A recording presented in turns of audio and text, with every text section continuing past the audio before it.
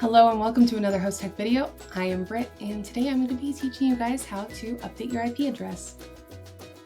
Step 1 is receive an email. If you receive this email or one that looks similar to this from Hostek, then you are ready to get started. If you have not received this email yet, I see you, you're here early, and come back when you get the email.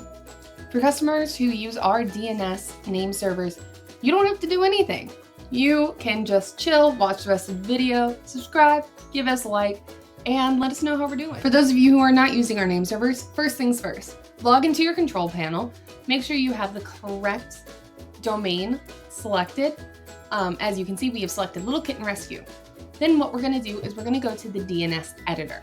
Once in the DNS editor, what you're gonna do is you're gonna hit the little pencil and hit edit, and you are going to change the data input. You're gonna replace the IP address that was originally there with your new one that was provided in the original email. And there you have it. Everything's all done and you are ready to go.